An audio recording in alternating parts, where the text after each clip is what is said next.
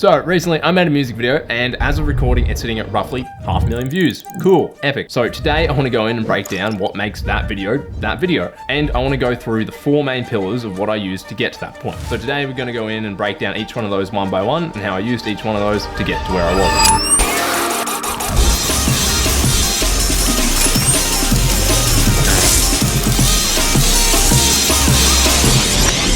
So the 4 main pillars are your performance style, locations, lighting, and camera techniques. So performance style, what is that? What does that mean? What is it? So performance style generally denotes the relationship the artist has between the camera. Now they come in many different forms, all the way from narrative, which is what you'd expect. It's where the artist is unaware that the camera's there and the camera is omnipotently looking at the artist, all the way to dance videos and everything else in between. Now, for my video, I chose a performative style music video, meaning that the artist and the camera know about each other. The artist is looking at the camera and the camera is looking back at them, and they share eye contact. Now you may be wondering, why is it important where the artist looks? What does that have to do with anything? And that's simple.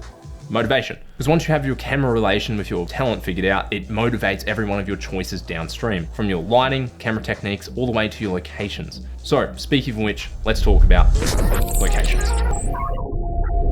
So when it comes to locations for music videos, kind of anything goes.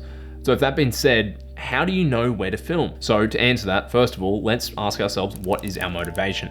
So we know this video is a performance style music video, meaning the artists are going to be in center of frame, generally looking towards the lens for the most part, performing. So knowing that, I want to give them a stage to perform on. So with that, not only did I want the location to let the artist move around, but I also wanted it to elevate the visuals. So for this video, I had a massive focus on leading lines. Now, this is just a general compositional technique that cinematographers use and photographers to just basically focus people's attention to a certain point. Now, this can be with anything, as you can see here, but for my music video, I had a main focus on symmetry because I knew everyone was going to be in center frame for the most part. So this meant picking locations that were symmetrical and had things up and below and around the artist would generally point towards them. So for example, here's an overpass. I chose this because I knew these 2 lines were pointing directly towards center frame and help push the eyes visually towards the artist. I also used stuff like a tunnel because I knew there's lines in the tunnel that all point towards center frame. And also here with a bunch of shelving units in the warehouse, all pointing towards the artist. And even in open spaces here, I still wanted to use leading lines even when I couldn't. This was an open area, but yet all I did was put a bunch of lights in the same area and use that to point towards the artist and create a bit of a runway.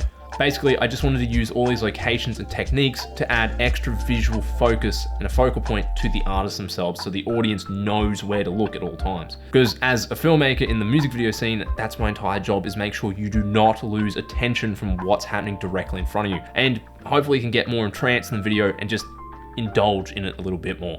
So now you have locations, we need to figure out, how do you light them? So when it comes to lighting, once again, there's really no set rules. You can do pretty much anything you want when it comes to music videos. So with thousands and literally thousands of different options and combinations how to light something, how do you choose how to light something?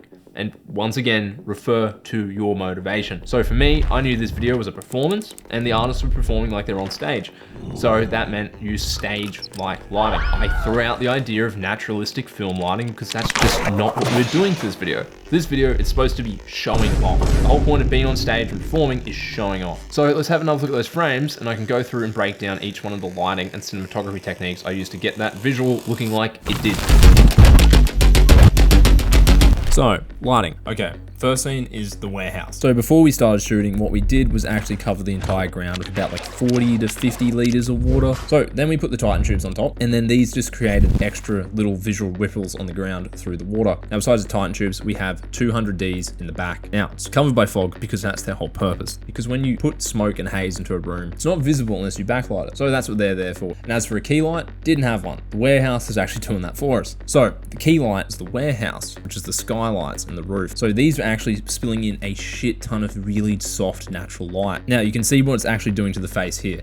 So this light's coming in from the left, going to the right, and you can see it's falling off left to right on the side of the artist's body and faces, creating this beautiful soft fall off and leaving shadow on one side of the face, as you can see here. Now the rest of the lighting on the artist is coming from the 200Ds as a bit of an edge light and a kicker on the edge of Punch's chin, and then on the side of his shirt, and then on the side of Jay Swish's face. That's all coming from the 200Ds, the pointed 45 degrees of the artist from either side. Now you may be wondering, what are the Titan tubes doing? And realistically, nothing. They're all pointing towards camera. Titan tubes aren't a full 360 tube of light. they're only facing 180 degrees. So we pointed that all directly towards camera, meaning barely any light was actually hitting the artists. The only thing they were hitting was, as you can see here in Jay Swish's eyes, is giving him a bit of an eye light from the reflections. That's the warehouse scene. Let's go on to the tunnel.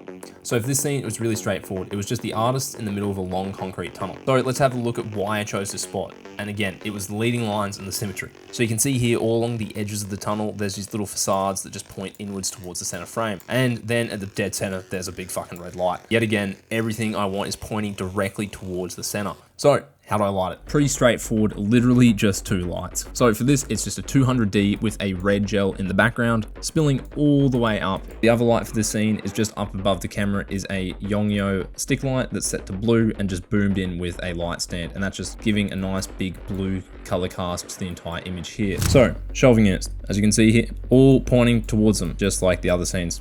Cool, interesting shot. So first thing that sticks out is the Titan tubes. You can see here that we've gaffed the Titan tubes to the edge of the shelving units, and they're set to different colors. So the reason we set them to different colors and put them on the side of the shelves was because it looks interesting. You can see here, it's kicking an orange light on the edge. It's giving him a bit of an edge light as orange. Then on the other side for this artist is a bit of a blue edge light. And you can see better with this shot. Blue on one side, coming from this light. There's actually another orange one just off a frame here, coming in and just edge lighting the arm. And you can see here really clearly on the side of the face, orange on one side, blue on the other.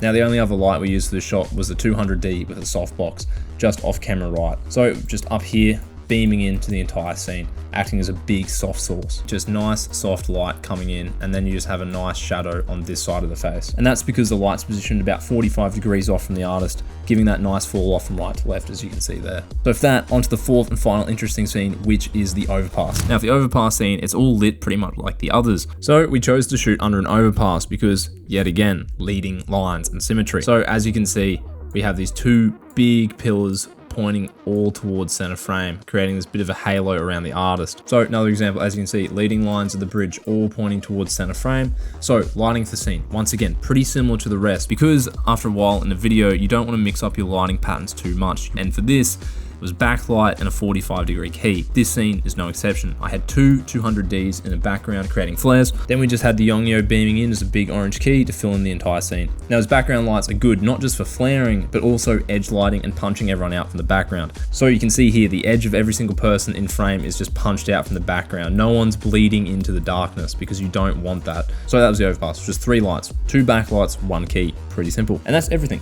So with all the lighting being discussed, let's talk about camera techniques. So last thing, camera techniques. So this is your where and what is your camera doing, and basically the relationship between the camera and the final image. Meaning, is the camera moving? Is it static? Is it telephoto? Is it wide? Is it handheld? Is it gimbal? What is your camera doing? So let's go in, break down what made me choose the decisions I made for this video. So for this video, you could probably tell from the cuts I was doing either one of 2 things for pretty much every single shot of the music video. That was either orbiting or dollying in and out. So orbiting is where you pick a central focus point, in this case was the artist, and the camera orbits around them left to right. Now, this creates a lot of parallax, where you can see a lot of difference between the background and the foreground. This creates a heightened sense of speed, and it feels like there's more depth and 3D movement actually happening, because you can physically see the background parallaxing between the foreground. So the other technique I used for the rest of this video was just dollying in and out. So for this, I had a pretty wide angle lens with a gimbal and just walked in and out from the artist for pretty much the whole entire take. So the reason I was doing this because I knew these locations of the leading lines would really lend well to the parallaxing of walking in and out, because you get to see the relation between the foreground, midground, and background all compressing and decompressing as you walk in and out. And it's just cool to watch. It looks more alive and it feels more energetic. For a music video, that's exactly what you want. So the only thing left to do is the editing, which is save your whole extra video. It was just slap it together, pick the best shot for the best cut, color grade it, add some effects, add some cool transitions, and bang, you got a cool video. So if that being said, that's all the techniques of how I made that music video. Hopefully you learned something cool along the way, and maybe learn about how to approach music videos a bit differently, or any video for that matter. Because a lot of the time you get caught up in thinking about how you're gonna make a cool thing at the end product and getting swept up and all that, when in actuality, most of the time what you should be thinking about or want to be thinking about is the boring shit, which is your lighting plans, composition, locations, all that stuff, the logistics and planning of it all. But if you focus on those and you give them the time to breathe and the space to make something cool, you will make something cool. So if you like this video, feel free to like and subscribe. And if you have any other questions, feel free to reach out to me here on Instagram, or just keep up to date if anything. Anyway, I've been Lawson, you've been watching a long time, and I'm out.